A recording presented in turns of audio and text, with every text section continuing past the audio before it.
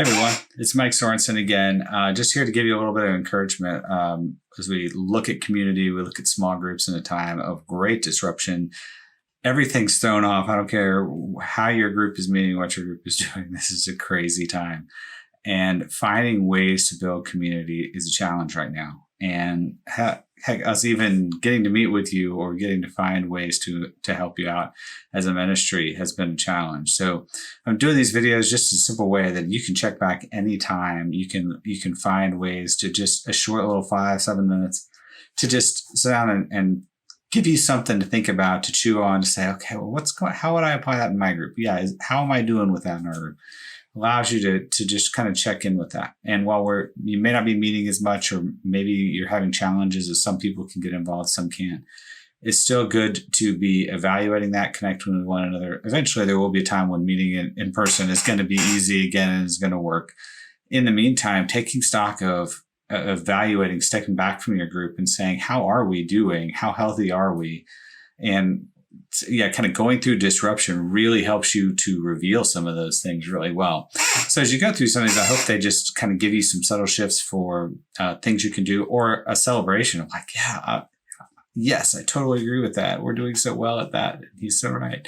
I hope some of those things kind of click with you, that allow you to be able to grow in your groups as you look at this. So today, I was just reading this the other day. 1 Peter 4:10, it says, "As each one has received a special gift, employ it in serving one another as good stewards of the manifold grace of God." What I love, why I've kind of been into 1 Peter lately and grabbed a few of these, is because 1 Peter's talking, there's a time of a lot of disruption and stress and frustration. They were having to be countercultural because the kind of typical Roman kind of culture of the day did not really understand how Christians operated. And Peter's trying to encourage them with how to operate when they're starting to face some persecution. They're starting to face, even if it was just the social rejection or isolation, get people getting frustrated with them because people just didn't get why they did the things they do. So is you're a group that's trying to operate in a culture that may not understand you or support you, how do you do it? Well, we're seeing that in huge amounts right now. And so one of the things that Peter hits on here is each one's received a gift, we employ it in serving one another. You guys have all probably heard me talk about strengths if you've been around here for very long, that I love Gallup strengths. I love people to figure out what their strengths are. And I think it operates well in a group. Not just, you don't have, even if you don't officially go through and say, I know my Gallup Strengths Finder results and I can tell you my top 10 and all that stuff. Even if you don't do that, knowing who you are, how you're wired, the way God created you, the things he's helped you to be good at, helps you within a group. Because everyone in your group, if you're a small group leader, everyone in your group has spiritual gifts. They have gifts, and if they are following Christ, they have the Holy Spirit with them. So they have things that they can contribute to this group. If someone's not contributing and not playing a role, then they are going to be dragging down a group. Now, it's one thing for a newcomer that just got here that's kind of saying, how do I fit in this community? Is this where I want to stay? But we're talking about people who are actively involved in your group. You want people to be active participants. One of the natural tendencies of a group, especially within the church, is it turns into a Bible study where you have a teacher and you have a bunch of passive participators, that you become like an audience. It's so easy to be a passive participant nowadays because we're so used to being entertained. We're used to watching TV, going to a movie, going to a show, doing things like that we're so used to being consumers. We're used to being part of the audience. So we just sit back and listen, learn, evaluate. Maybe we go to a seminar and we learn that.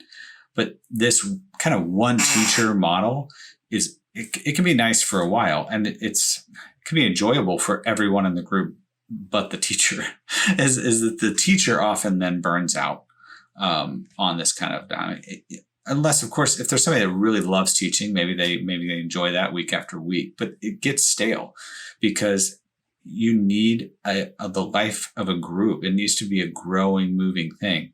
You want to see people develop. Even if you like teaching, you want to see people grow. You want to see people change. I want to see people take this stuff and apply it. Well, the more we become passive participants in a group, the less we do, and the more we just sit back on our couch and watch. It subtly becomes an unhealthy dynamic in a group.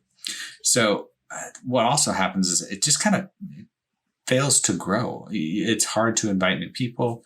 It's hard for that. You don't see this growing dynamic group that you saw in small churches and home groups that were happening in the early church that multiplied and grew, and people went off to do these other ministries or moved. And you see, this guy came out of this group, and now all of a sudden later in the book of Acts, you see him leading a ministry somewhere else. You don't see that happening within these kind of small groups if you don't have everyone involved.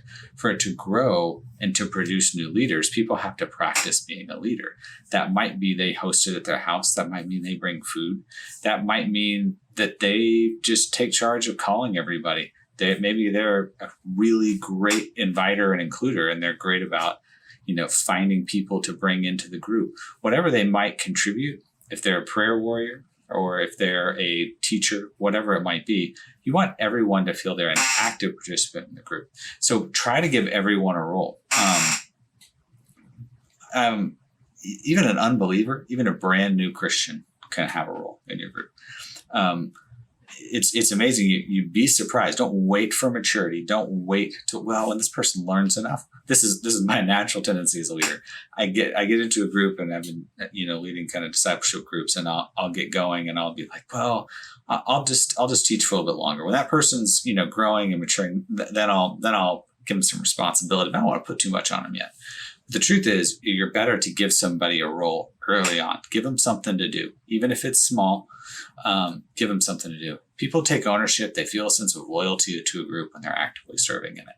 And so let people start to find their gifts. If they don't know them, let them practice so they can see, and let them serve one another. The more you are doing this, the healthier dynamic you have, and you start to see people grow and take on leadership. And that is an exciting thing to see in the life of a group, that it's not just a class that we go to, but this is a growing body that is just taken off and doing great things for Christ. So, take a look at that in your group today, and say, kind of go through the list of people in your group and say, what is each person's gifts? What are they contributing to this group? And is there a way we can empower somebody and say, hey, you're really good at this. Can you do this for us? Don't be afraid to ask, because you're going to burn out if you don't anyway. So I hope that everybody has a great week with their groups. I hope you're finding creative ways to connect as you get involved and get through the fall here. If there's anything I can be doing to help you figure this stuff out, I'd love to do it. I love strategizing, getting creative, finding individual ways for your group to do it. So, give me a call, shoot me an email, shoot me a text, and just let me know. If there's anything I can do, I would love to do it. I hope everybody has a great week. Bye-bye.